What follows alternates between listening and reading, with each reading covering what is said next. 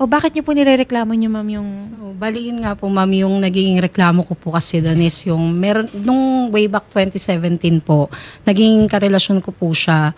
Then, nagkaroon po kasi ng involved na pera. Pera po siya na, bali ang nangyari po na nag-decide po kasi kami noon, since okay naman kami, nagplano kasi kaming magtayo ng, ako yung parang yung mag-finance po nung apartment, bali yung building. So, ma'am, nagkakilala kayo kailan? 2017 po. 2017. Opo. Tapos naging karelasyon mo Opo. siya. So, una, yun lang muna. Opo, ganun lang po. Kasi ano po kami, mambali parang 1 month bago naging, parang hindi naman kami talaga stable na nagsasama nun sa bahay. Kasi yun nga po, maraming kwento behind that na kaya hindi kami nagsasama nun. Kasi meron pa pala bukod sa akin. Pero hindi naman siya kasal. Yun nga din po, nung unang tinanong ko po kasi siya noon, ang sabi niya nun sa akin is, anal. Tapos parang pag every time na tinatanong ko siya before, may asawa ka ba? Parang ang lagi niya sinasabi. Tapos titingin siya sa mga kasamahan niya. Walang asawa yan, walang asawa. Parang ganon. Tapos ang nangyari, syempre ako naman po, nagtiwala kasi umakyat po siya ng ligaw sa bahay talaga noon. Syempre parang nung mga time na yon, hindi naman kami sa labas nagkakilala eh. Yun nga, ma'am. Kaya parang maraming nakaka-relate. Opo, kaya para sa akin po kasi nung time na yon, masugid naman siya na umakyat siya sa bahay. Pagtapos ng duty, pupunta siya sa bahay noon. So para sa akin naman, tapos nakikita siya ng mama ko, pakilala ko rin naman po siya sa family ko. Binigyan din ako ng awareness ng family ko na sana kilalanin mo muna. Pero dahil matigas nga po yung ulo, syempre pag-ibig parang ganun po. Tumitingin sa akin. Parang Ate, baka magpagupit ka rin. Parang ang ganda nga po ni Ma'am. Lagi ko po kasi pinanonood si Ma'am talaga. Tapos yun nga po, parang yun nga, to short story po, nagkasundo po kami, naging okay kami. Pero may bahay po siyang inuuwian before. Nangungupahan siya ng bahay noon. Okay. Then ang nangyari noon, parang mga 1 month, 2 months po siguro. Dumating kasi yung time na parang nakita ko kasi na may edad siya sa akin. So kaya na itong i-handle yung relationship eh. Parang ganun. No?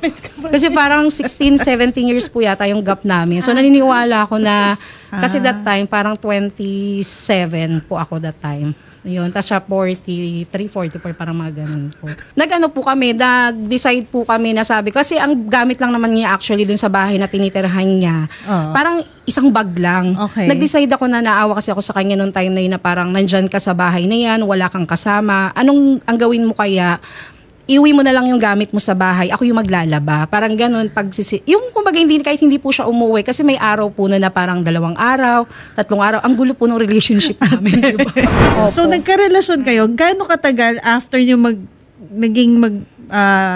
magkarelasyon, nagsimula kayo nag-invest po. Yun ma'am, kung di po yun 2019 po. Okay. So 2 years na kayo, kasabay po kasi yun nung kayo. first year college ko. Nung first year college po ako ko noon, nag-decide po kami, kaya nga medyo stress po ako noon kasi nga nag-aaral ako at the same time nagpapagawa po ako ng building. Okay. Ang naging kasunduan po kasi namin doon, magpagawa ako ng building, then meron silang lot doon sa family na kumbaga parang isi-subdivide yun. Meron siya na para sa kanya. Ang ginawa niya sa akin, parang kinonvince niya kasi ako doon na parang yung lot na yan, ipapangalan ko yan sa'yo since ikaw yung mag-finance niyan, pera mo yung gagamitin dyan. Ngayon, para po sa akin, syempre, na-convince niya po ako doon sa bagay. No? Kasi unang-una, ng panahon po na yun, nagmamahalan naman kayo, wala naman talagang magiging pag-aalinlangan doon sa bagay na yun. So, pumayag na po ako sa mga tuwid. Pumayag po talaga ako noon. Then, dumating doon sa point na nailpangalan din po sa akin yung property. Yung lupa. Opo. Parang, nagkasundo kasi kami noon. Meron kami mga conversation before. Parang na-send ko rin po, ma'am, yung mga conversation namin na kung darating yung panahon na parang baka natatakot ka, hindi mo ako mahabol, wala akong maibayad sa'yo, kukuhanin mo yung property, sa'yo talaga yan. Kumbaga may rights tayo pareho dyan, lalo-lalo nakapangalan sa'yo. Ano pong sabi niya, ma'am? Yun, ma'am, ang sabi niya kasi nung una, babayaran niya ako doon nagkasundo po kami na babayaran niya ako doon to security lang na parang... Magkano po lahat, ma'am, ang gusto niyo pong makuha? Yung 1.2 po na naging kasunduan po namin. Good afternoon po, sir. Good afternoon po. Actually, ma'am, marami na kaming na pagharapan na hindi ko na matanda ko ilang beses eh. Basta ang pinangako ko po sa kanya, yung makukuha ko doon sa pagre-retiro ko, sa claims ko po sa PNP, yun po yung pambabayad ko sa kanya. Kaya lang, hanggang ngayon po, ma'am, wala pa ako nakukuha. Pero malinaw po tayo na ang ibabayad nyo sa kanya is 1.2 million. Bali, nagkaroon po kasi na kami ng kasunduan no, na bali ang nangyari po kasi noon, 1.2 po talaga yung kiniklaim ko sa kanya before. Gaya po na sabi niya, marami na kaming pinagharapan. Actually, yung gastos, kung saan na po ako nagpunta nagbabayad po ako ng private lawyer nun before. Yung consultation lang, actually yung attorney's fee pa lang, aware naman po siguro siya doon. Naginagastusan ko po yun, lumuluwas po ako kung saan-saan. Kaya nga po naging hopeless ako kasi wala akong mahinga ng tulong. Para akong bola na pinapunta ako dito sa lugar na to, pinapunta ako doon. Ewan ko po, hindi ko alam kung bakit ganun na nangyari. Basta nakita po yung pangalan niya. Hindi ko po alam.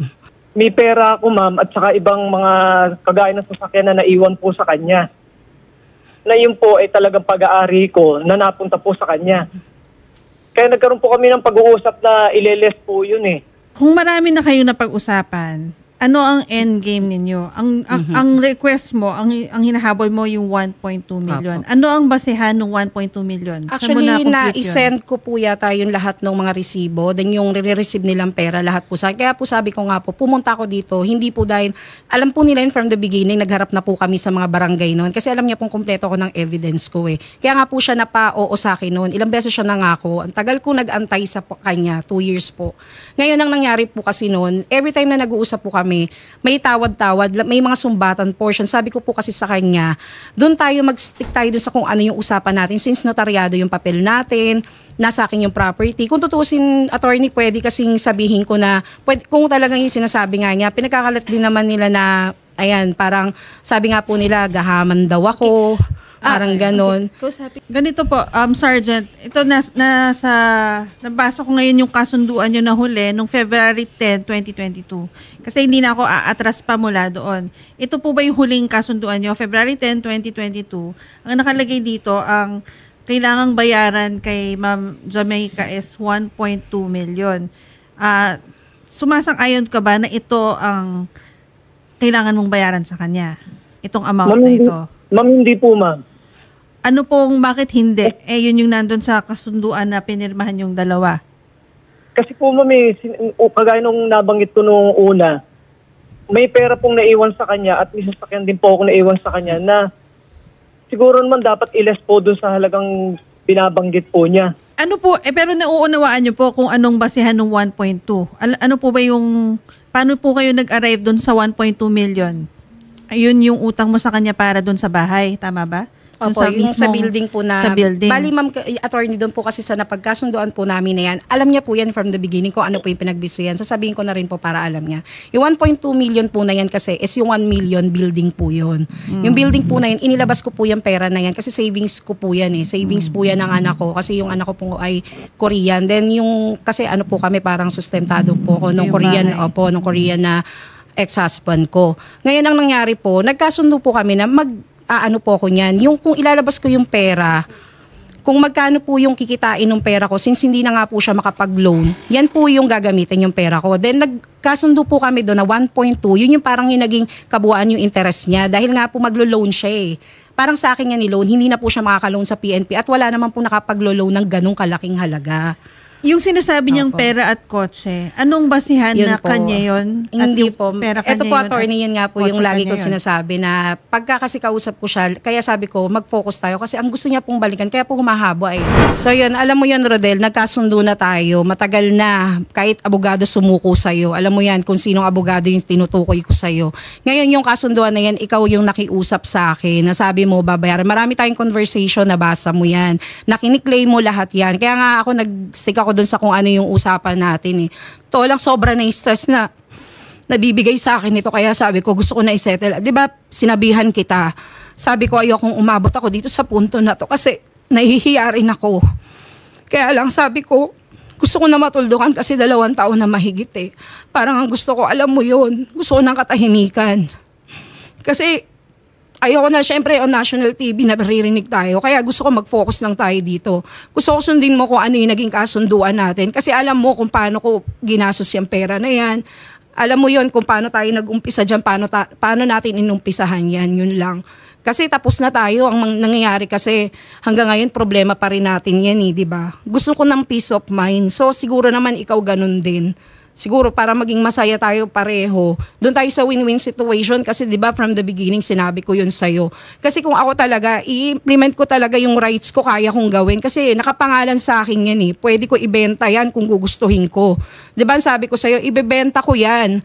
Ngayon kung magkano yung pagbibilan yan, kukunin ko yung para sa akin, ibibigay ko yung para sa'yo. Ang ginagawa nyo, lahat ng taong pinapupunta ko dyan, pinapaalis nyo, binabantaan nyo. Wala akong naging karapatan. Ilang taon na ako hindi nakakakuha ng upa dyan. Pero kayo, hinayaan ko kayo. So, may umuupa doon ngayon? Opo, kompleto po. Tapos marami po akong proof talaga na yung mga, sabi niya po kasi wala daw umuupa. Pinapunta ko po yung mga renter ko na, sige punta kayo doon, mag-inquire kayo doon. Then para pag magbabayad kayo ng payment, sa akin kayo yung magbabayad. Yung amilyar po ba ng, ng bahay? Ako po ang nagbabayad. Lahat po. Sir Rodel, kung Yes. mas madali na ibenta niya na lang, kunin niya na yung share niya. Po sana yung gusto ko. Mabebenta yung lupa, yung bahay, balik yung balance, ibibigay yung balance sa inyo. Pwede niya naman gawin yun sa korte. Pwede niya rin yun gawin. Kung talagang pahihirapan niyo siya, pwede naman din niyang gawin yun. Kaya lang sir, pagka nagkorte na kayo, may ipit ngayon yung bahay na I'm assuming ngayon pinagkakakitaan ninyo. Sana, imbis na tuloy-tuloy kayong kumikita, isettle nyo na lang to para hindi na mabebenta yung bahay, papaalisin yung mga umuupa doon, matitigil yung umuupa sa inyo. Isettle nyo na lang to para magkatapos kayo ng maayos. Wala na yung pigilan. Kung yun yung agreement ninyo, na aabutan nyo siya ng 1.2 million, yun yung agreement. Wala namang nakalagay doon sa 1.2 million na meron akong pera sa'yo, merong kotse. Kung may ganun, sana inilagay nyo na doon sa kasunduan ninyo. Kaya nga po ma'am, kasi during that time, wala pa po yan eh. Kaya hindi na isama. Ngayon ma'am, kaya hindi maibebenta yun. Kasi yun na lang ma'am ang natitirang mana ko sa magulang ko. Ayun na nga po. Sir. Pangalawa ma'am, kaya napilitan na rin ako optional retirement or yung early retirement mo para makabayad po ako sa kanya. Di sana naman hindi ako nag-early at gumawa na lang ako ng paraan. Kaya nga naman nag-early retirement ako para lang ma-i-settle ko eh. Kasi po, nung una, alam ko naman po na nahihirapan nga po siyang magbayad. So yun sa akin po kasi offer as friend na lang din na parang hindi ka mahirapan. Ang offer ko, di ba tama, meron po siya, marami po akong binigay na option sa kanya. Unang option ko, bayaran mo ko. Kung hindi mo ko kayang bayaran, okay lang, maintindihan kita. So, ang gawin natin, ibenta. Ayaw din po nila. Dahil hindi niya ako mabayaran, so nag-decide akong ibenta na lang. So, hinarang nila. Binabantaan nila yung mga pupunta. Minsan may pupunta doon, wala na, hindi na tumutuloy. Kumbaga natatakot na, pulis daw po siya eh, syempre. Ngayon, ang nangyari, yung third option ko, isasanla ko po talaga dapat yan. 3 bangko na po at 3 finance, na po yung pinuntahan ko. 3 po yun, 3 nag-CI nun, na-disapprove po ko, na-decline po yung account ko nang dahil po sa kanila. Saan po ko lalagay, attorney? Kaya sabi ko, parang every time na pupunta ako sa lugar na dapat magsika ko ng help, hindi po ako natutulungan. Kaya po ako nagpunta dito kasi di ba deserve ko naman pong makuha yun? Kung 5 years and a half na po yung pera na ininvest ko, malaki na po sana yung kinita nun. Pero hindi naman po ako gahaman na tao eh, kagaya ng sinasabi nila. Kasi kung tutusin, pwede ko po siyang ibenta. Pwede ko pong i-implement yung rights ko doon. Papasok ako hanggat gusto ko kasi akin po yun, di ba? Pangalan ko. Pero inirerespeto ko po sila. Kasi ang sa akin, katwiran ko po, ayoko din naman po ng puro ako lang. Binibigay ko po yung rights na. Pero ngayon sinong nakatira doon? 4 po sila doon. Doon po siya nakatira. Siya mismo rin nakatira siya po, doon. nakiusap din naman po Tapos siya sa akin. Opo, doon. 3 po yun. May kontrata yung mga nagre-renta. Opo, lahat po sila doon. Bali, naman po kasi. Yung kontrata sa mga nagre-renta sa'yo nakapangalan? Hindi po, bali wala po kami naging contract noon since lang naman po siya yung parang pinagawa lang po na siya yung parang first floor tas naging second floor po siya. Kumbaga parang yung ordinary yung mga lang po siya, yung kagaya po nung nasa picture. So, walang written contract wala naman sa mga po. umuupa. Pero pagdating po kasi doon yung pa po isa attorney ang nahihirapan ako kasi yung, di ba kagaya po niya, naka-building and land declaration po siya. Ang mahal po ng binabayaran ko. Nagbabayad po ako ng amilyar ng halos 5,000 to 7,000. So wala naman ako nakukuhang benefit. Sabi ko, gusto ko na pong matahimik. Parang, ikaw na lang ang magbayad niyan. Bayaran na ako. Willing naman po akong magbigay ng deed of sale kung talagang gusto niya. Pwede, papayag ka ba na may terms yung 1.2 million? Napakatagal na po kasi niya, attorney, kung iisipin po, yung tagal at inubos ko pong panahon. Sergeant Alcantara, kung mag-terms of payment ka ba, meron ka bang makukomit kung paano mo mababayaran yung 1.2? Tapos, ano natin, talagang ito pa rin nyo yung terms na ibibigay nyo. Hindi pwede kasi ipangako lang na natin yung optional retirement na hinihintay. Kasi kailan yun? Wala bang sinabi sa inyo kung kailan nyo makukuha yun? Hindi naman nyo maaasahan na basta-basta na lang siyang maghihintay ng matagal. Wala siyang aasahan na kung kailan. Kaya yun ang naisip kong paraan na mag-early retirement po ako, ma'am. Kasi wala akong kakayanan mabayaran yung halagang ganon. Yun lang ang naisip ko, kaya napilitan na rin akong mag-early retirement, ma'am, o yung optional retirement. Okay naman po ako sa tatay niya, mabait po yung family niya. Wala po akong masasabi sa family niya. Since naging okay naman kami, okay po talaga yung family niya. Kaya yung tatay niya nakakausap ko naman ng maayos. Ang naging kasunduan, sinasabihan nga daw po niya si Rodel na ang gawin daw po, para daw po makabayad sa akin, yung upa daw po ng apartment, ibayad sa akin. Di ba po parang ang nangyari, ginigisa niyo ako sa sarili kong mantika. Parang ganun po kasi yung naisip ko na parang, paano kung sa loob ng 2 taon, lahat ng upa nun, ibig sabihin ileles yun, parang ganun po ang nangyayari. Basta ang ipambabayad nila sa akin, yung kinikita po nung apartment ko. Sabi ko, parang napaka-unfair naman po sa akin noon. Kung ganun lang din naman pala ang gusto nyong mangyaring na kayo yung kukuha ng renta, bigay nyo na lang yung para sa akin. Tapos, ibibigay ko na yung kumpletong papel, deed of sale, etc. lahat. Sa totoo lang, Sergeant, nasa sayo na yan eh. Kasi may karapatan talaga siya. Pwede siya mag-file na ng kaso na mapa-evict kasi kanya yung lupa. Nakapangalan sa kanya yung lupa. Yung amilyar nung mismong building, nasa kanya rin. Ngayon, nagpapakaano na lang siya, nagpapakatao lang din na kung ibebenta niya yan, syempre una paalisin niya yung mga tao. Yung mga nagre-renta dyan, yung mga nakatira, para maibenta niya ng maayos. O, pag napalisin niya yung mga tao, ibebenta niya maayos. Pag nabenta niya na, doon niya pwedeng ibigay sa inyo yung share ninyo. Yun yung option niya na. Kung hindi mo siya bibigyan ng option na iba, like kung paano siya mababayaran, yun lang na hindi nyo kayang bayaran, hindi pwedeng hindi nyo kayang bayaran, naglabas siya ng pera. Tapos pinapakinabangan nyo yung nilabas niyang pera. Hindi tama naman po yun, di ba? So, kung kayo po nasa lugar niya, ano ka rin na, anong mangyayari sa akin? Maghihintay na lang ako. Parang sorry ka na lang maghintay ka. Naintindihan nyo rin naman po siya, di ba, Sergeant? Ma'am, nung itinake over ko tong apartment, ilang buwan pa lang po, ma'am, wala pa sa 1 taon eh. Hindi naman naupahan kagad. Oo nga. Pero naintindihan nyo siya na kung bakit siya na-frustrate. Kasi kailan pa niya makukuha yung 1.2 million na nung 2022 nyo pa pinagkasunduan. Naiintindihan nyo rin po yung pinanggagalingan ni Yes, Ma'am Jamaica. Yes, pero kung ako lang, ma'am, may kakayanan talaga ako. Ayun na nga po. Naiintindihan ko rin po, sir. Naiintindihan po namin na yung problema nga po yung kakayanan. At dahil po wala tayong kakayanan, wala akong trabaho, ma'am. Yun nga po, sir. Wala ako dun sa darating na makukuha ko sa claims ko po, ma'am. Yun nga po, sir. Since December po, wala na akong sweldo. Dahil nga po wala kayong kakayanan, saka walang ang option is really ibebenta niya, tapos kukunin niya yung 1.2, makukuha niyo yung butal, meron na kayong pera para magpanimula ng kung ano man ang gusto niyo nang gawin dun sa pera na yon. Pero hindi pwedeng makikinabang lang tayo dun sa isa na naglabas siya ng pera para sana sa sarili niya na may iba ang balak niya, gusto niya na makuha yung pera niya. Na tutunganga na lang siya dahil sabihin natin wala kayong kapakanan. Kailangan alapin niyo yung consequence dahil wala kayong kakayanan magbayad. May consequence po yun. Hindi, wala akong kakayanan magbayad. Problema mo ngayon yan na wala akong kakayanan magbayad. Yan po talaga yung nararamdaman ko nun. Hindi niya po problema yon. Ngayon, ginagawa niya ng paraan para magkapera po kayo. Pag binenta niya, magkakaroon na po kayo ng pera, meron na po kayong pwede niyo pong paikutin na yung pera na yun pag naibenta yung lupa, edi pareho po kayong happy. Hindi po pwedeng ako lang ang happy dito. Pareho po kayong naglabas ng kumbaga nag-invest nito.